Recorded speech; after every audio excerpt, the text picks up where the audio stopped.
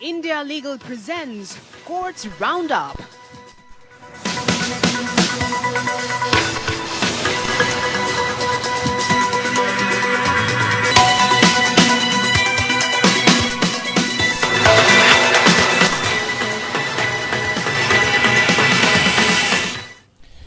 नमस्कार, आप देख रहे हैं खास पेशकश कोर्ट्स राउंडअप। मैं हूं आपके साथ रविंद्र सिंह। इस बुलेटिन में अगले आधे घंटे में हम आपको कोर्ट से जुड़ी तमाम छोटी बड़ी खबरों से रूबरू करवाएंगे। कोर्ट की कार्रवाई और सुप्रीम कोर्ट से लेकर हाई कोर्ट और लोअर कोर्ट्स तक के फैसलों को आपके सामने रखेंगे। लेकिन आगे बढ़ने से पहले एक नजर डालते हैं सुर्खियों पर। पहलवान यौन शोषण मामले में आरोपी बृजभूषण सिंह का केस एमपी एमएलए कोर्ट में भेजा गया। चार्जशीट पर 27 जून को होगी सुनवाई।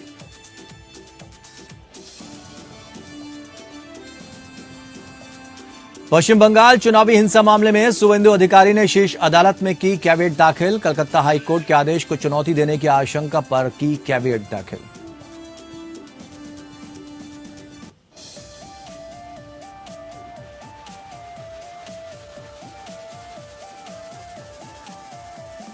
मध्य प्रदेश उच्च न्यायालय ने हाथ से मैला ढोने के कारण होने वाली मौतों पर लिया स्वतः संज्ञान।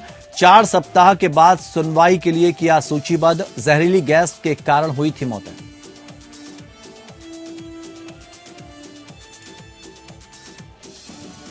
तलोजा जेल में पानी की कमी की रिपोर्ट पर बॉम्बे हाई कोर्ट ने दिया निर्देश। कहा सभी कैदियों के लिए स्वच्छ पेयजल पहली प्राथमिकता।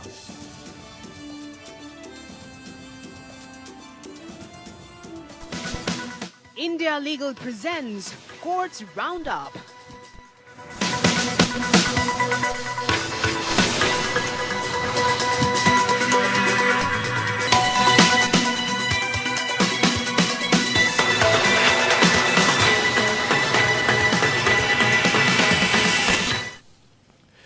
भारतीय कुश्ती संघ के पूर्व अध्यक्ष बृजभूषण पर 6 बालिग पहलवानों के यौन शोषण केस की सुनवाई अब एमपी एमएलए अदालत में होगी। चीफ मेट्रोपॉलिटन मजिस्ट्रेट ने मामले को assistant chief metropolitan magistrate Harjeet Singh Jaspal के पास भेज दिया है। हरजीत सिंह जसपाल की अदालत बृजभूषण सिंह के खिलाफ दाखिल आरोप पत्र पर संज्ञान लेकर सुनवाई करेगी।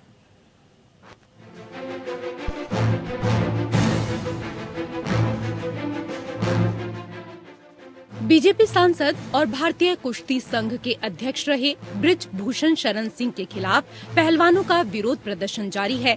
कई महिला पहलवानों ने बृजभूषण सिंह के खिलाफ यौन उत्पीड़न और कई तरह के आरोप लगाए हैं। दिल्ली पुलिस ने इस मामले को लेकर 1500 पन्नों की चार्जशीट दाखिल की थी, जिस पर अब सुनवाई होने जा रही है। राउज एवेन्यू कोर्ट में इस चार्जशीट पर संज्ञान लेने को लेकर 27 जून को सुनवाई होगी। यौन शोषण के मामले में बृजभूषण सिंह के खिलाफ दाखिल चार्जशीट सीएमएम महिमा राय सिंह ने मामले को एमपी एमएलए अदालत में ट्रांसफर किया है। सीएमएम महिमा राय ने मामले को एसीएमएम हरजीत सिंह जसपाल के पास भेजा है। अब एसीएमएम हरजीत सिंह जसपाल की कोर्ट बृजभूषण सिंह के खिलाफ दाखिल चार्जशीट पर संज्ञान लेने पर सुनवाई करेगी। श्री एसीएमएम साहब श्री जसपाल साहब के यहाँ भेज दिया है। अब ये मैटर 27 तारीख को 2:30 बजे के लिए। सीएमएम महिमा राय सिंह ने आरोप पत्र पर सुनवाई करते हुए दिल्ली पुलिस से पूछा कि क्या पोक्सो के लिए कैंसिलेशन एप्लीकेशन अलग से दाखिल की है। क्या एसीएमएम हरजीत सिंह जसपाल के पास पहले से एफआईआर असाइन है। इस पर एसएचओ उपेंद्र सिंह ने कोर्ट को बताया कि पटियाला हाउस कोर्ट में पोक्सो मामले में कैंसिलेशन एप्लीकेशन दाखिल की है। सीएमएम महिमा राय सिंह ने कोर्ट स्टाफ को पता करने के लिए कहा कि क्या मामले में एफआईआर एसीएमएम हरजीत सिंह जसपाल को असाइन हुई है। दिल्ली पुलिस ने 6 बालिग महिला खिलाड़ियों की शिकायत पर चार्जशीट दाखिल की है। महिला पहलवानों ने कुश्ती संघ के पूर्व अध्यक्ष बृजभूषण शरण सिंह के खिलाफ यौन शोषण का आरोप लगाया था और लंबे वक्त से सड़कों पर प्रदर्शन कर रही थी, जिसके बाद उनके खिलाफ मामला दर्ज किया गया था। दिल्ली पुलिस ने इस मामले में कई लोगों और पीड़ितों के बयान दर्ज किए हैं और चार्जशीट कोर्ट में पेश की गई है। सांसद बृजभूषण सिंह के खिलाफ 6 बालिग महिला पहलवानों के अलावा एक नाबालिग पहलवान ने भी शिकायत दर्ज कराई थी, जिसके बाद पुलिस ने पोक्सो के तहत उनके खिलाफ मामला दर्ज कर लिया था। हालांकि कुछ दिन पहले ही महिला पहलवान अपने बयान से पलट गई। इसके बाद दिल्ली पुलिस ने नाबालिग और उसके पिता का बयान दर्ज किया और कोर्ट में एक क्लोजर रिपोर्ट दाखिल की। इसमें ब्रजभूषण सिंह को पोक्सो मामले में क्लीन चिट दे दी गई थी। इससे पहले जब महिला पहलवानों की उस याचिका पर सुनवाई हुई थी, तब अदालत की निगरानी में जांच की मांग की गई थी। अदालत ने इस मामले में स्टेटस रिपोर्ट मांगी थी। ब्रजभूषण शरण सिंह के खिलाफ धारा 354, 354 ए और डी के तहत चार्जशीट दाखिल की गई है। Bureau report.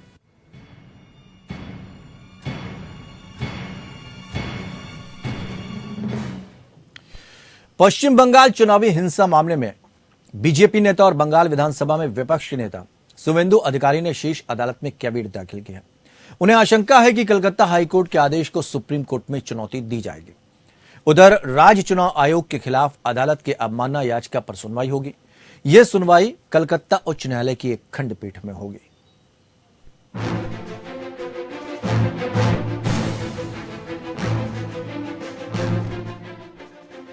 पश्चिम बंगाल सरकार और राज्य चुनाव आयोग द्वारा 82,000 केंद्रीय सशस्त्र बलों के जवानों की तैनाती पर कलकत्ता उच्च न्यायालय के आदेश को उच्चतम न्यायालय में चुनौती देने की आशंका को देखते हुए राज्य विधानसभा में विपक्ष के नेता शुभेंदु अधिकारी ने गुरुवार को शीर्ष अदालत में कैवियट दाखिल की है।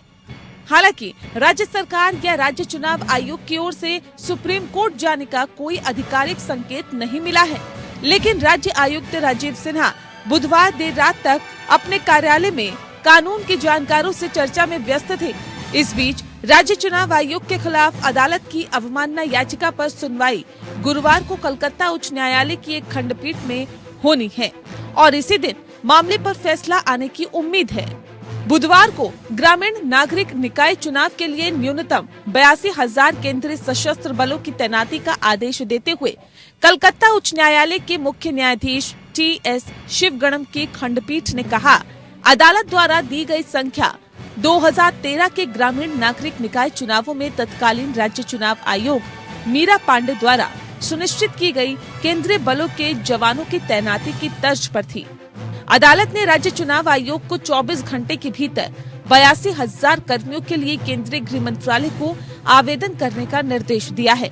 बुधवार को राज्य चुनाव आयोग ने केंद्रीय गृह मंत्रालय को केवल 22 कंपनियों या केंद्रीय सशस्त्र बलों के लगभग 2,200 कर्मियों की तैनाती के लिए एक मांग दी। बुधवार को खंडपीठ ने अभूतपूर्व शब्दों में राज्य चुनाव आयोग की आलोचना की और आयोग की निष्पक्षता पर भी सवाल उठाए।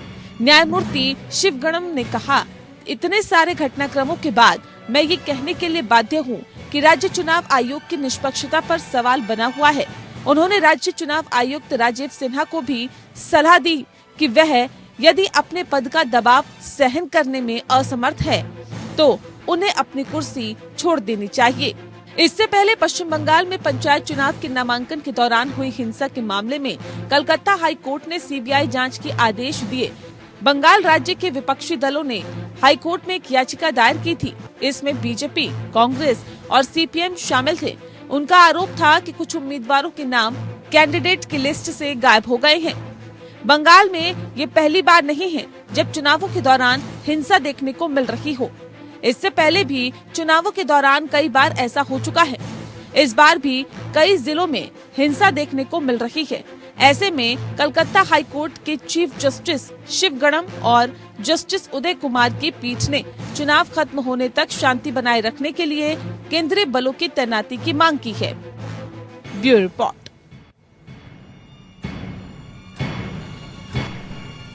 सुप्रीम कोर्ट ने यह दोहराते हुए कि परिस्थिति जन्य साक्ष्य के मामले में सभी सिरों से श्रृंखला पूरी होनी चाहिए, जिससे अभियुक्त के अपराध को इंगित किया जा सके और अपराध के किसी अन्य सिद्धांत को भी बाहर रखा जा सके।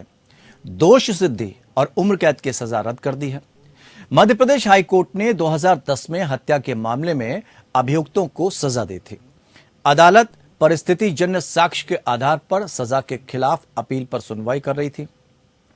जस्टिस विक्रम नाथ और जस्टिस एहसानुद्दीन अमानतुल्लाह की खंडपीठ ने कहा कि हाईकोर्ट अपराध के मकसद और अंतिम बार देखे जाने की खोज से सहमत था, लेकिन उसने माना कि हमले में इस्तेमाल किए गए हथियार और खून से सने कपड़े की बरामदगी अमान्य है।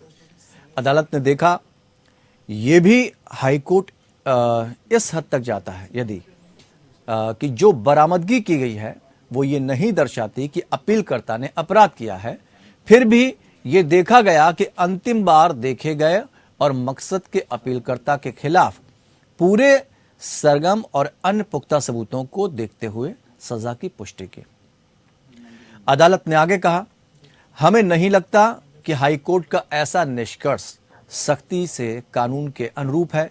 शरद बिरधीचंद सारदा बनाम महाराष्ट्र राज्य और शैलेंद्र राजदेव पासवान बनाम गुजरात राज्य, इनका उल्लेख करते हुए न्यायालय ने दोहराया कि परिस्थिति जन साक्ष्य के मामले में श्रृंखला को सभी प्रकार से पूर्ण होना चाहिए जिससे अभियुक्त के दोष का संकेत दिया जा सके।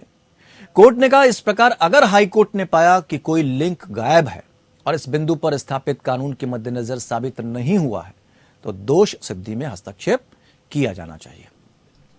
परिस्थिति जन साक्ष्य वो साक्ष्य है जो तथ्य के निष्कर्ष से जोड़ने के लिए एक अनुमान पर निर्भर करता है, जैसे अपराध स्थल पर फिंगरप्रिंट।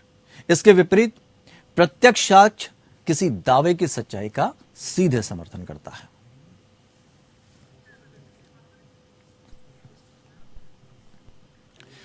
अब विस्तार से परिस्थिति जन साक्ष्य से जुड़े इस केस के बारे में इंडिया लीगल के रिपोर्टर आपको बताएंगे।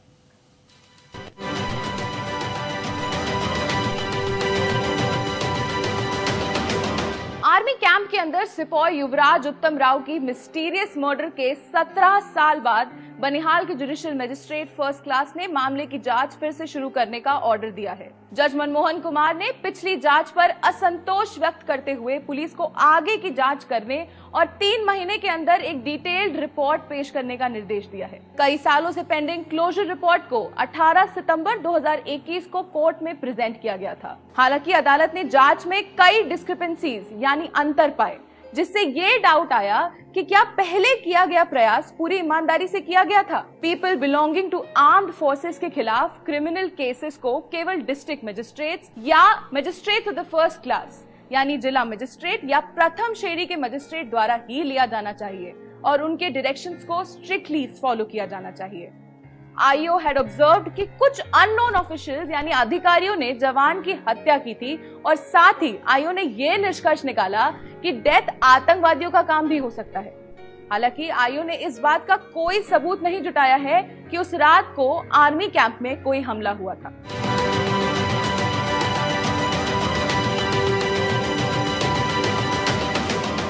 छत्तीसगढ़ हाईकोर्ट की पूर्ण पीठ ने अनुकंपा नियुक्ति पर फैसला सुनाया है। कोर्ट ने कहा है कि अगर अनुकंपा नियुक्ति के नियम किसी मृत सरकारी कर्मचारी के परिवार के सदस्यों की नियुक्ति पर इस आधार पर रोक लगाते हैं कि परिवार का कोई सदस्य पहले से ही सरकारी सेवा में है, तो हाईकोर्ट ये निर्धारित करने के लिए जांच का आदेश नहीं दे सकता है कि परिवार के अन्य सदस्यों की उस सदस्य पर क्या निर्भरता है जो पहले से ही सरकारी कर्मचारी है।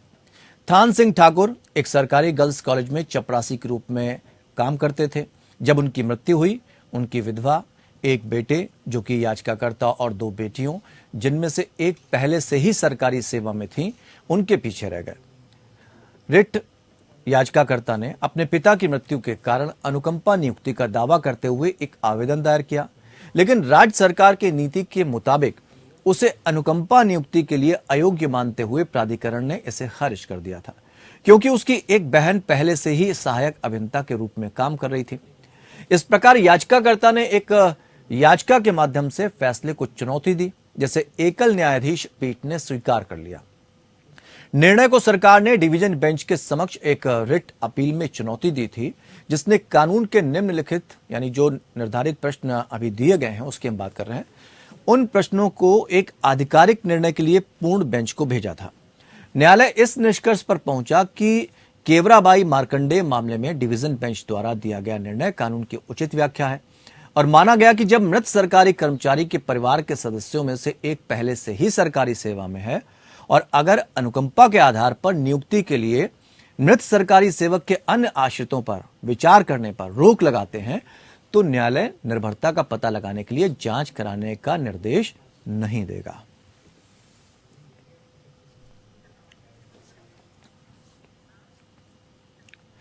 मध्य प्रदेश उच्च न्यायालय ने राज्य में हाथ से मैला ढोने के कारण होने वाली मौतों पर स्वतः संज्ञान लिया है। मुख्य न्यायाधीश रवि मलिमथ और न्यायमूर्ति विशाल मिश्रा की पीठ ने हाथ से मैला ढोने से होने वाली मौतों के बारे में समाचार पत्रों में प्रकाशित कई लेखों के आधार पर मामले की शुरुआत की। अदालत ने राज्य अधिकारियों को नोटिस जारी किया और मामले को 4 सप्ताह के बाद सुनवाई के लिए सूचीबद्ध किया। न्यायालय ने ग्वालियर की एक हालिया घटना पर विचार किया, जहां 2 कर्मचारी नियमित रखरखाव के लिए सीवर छेद में उतरे, लेकिन जहरीली गैस के कारण उनकी मौत हो गई थी। न्यायालय ने आगे कहा कि इसी तरह की घटनाएं मध्य प्रदेश में कई स्थानों पर हुई हैं, जहां गरीब श्रमिकों को पर्याप्त सुरक्षात्मक गियर या उपकरण के बिना सीवर लाइनों के अंदर भेजा गया था।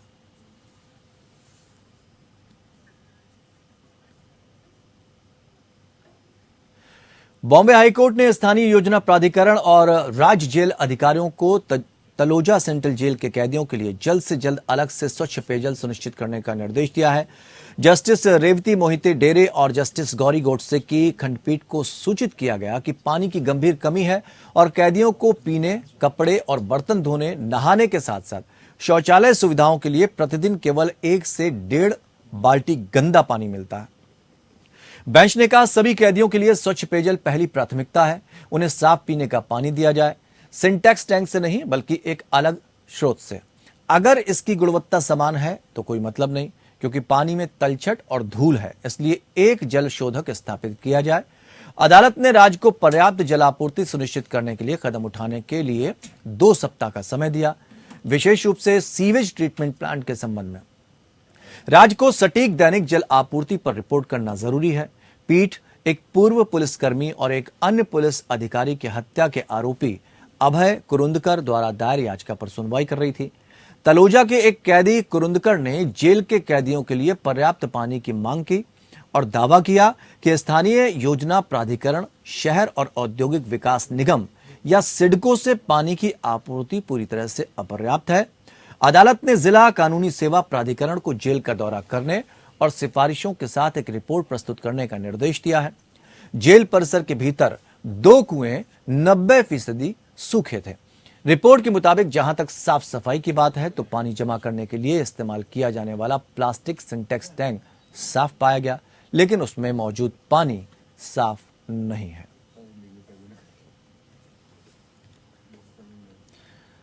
जम्मू कश्मीर एंड लद्दाख हाईकोर्ट ने माना कि एक बार राज्य भूमि अधिग्रहण अधिनियम 1990 की धारा 11 के तहत अवार्ड दिया गया है तो वही अंतिम है और पार्टियों पर बाध्यकारी है।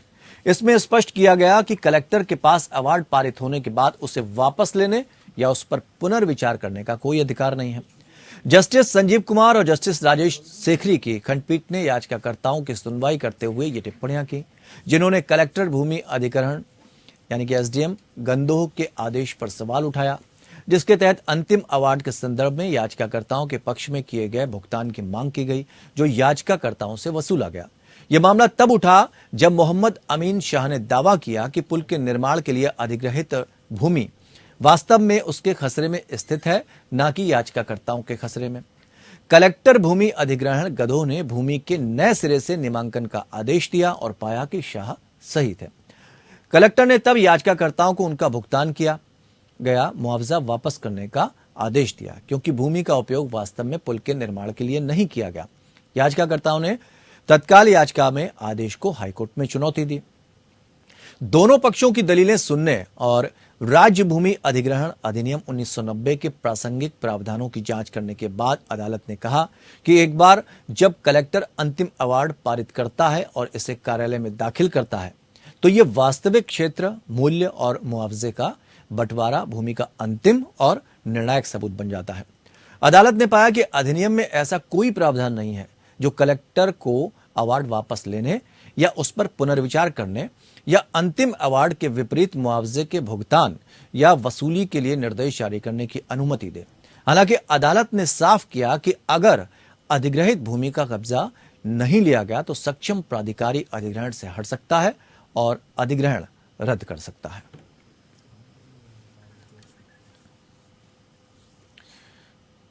तो कोर्ट्स राउंडअप में फिलहाल इतना ही, लेकिन खबरों का सफर लगातार जारी रहेगा। जुड़े रहिए हमारे साथ। India Legal presents Courts Roundup.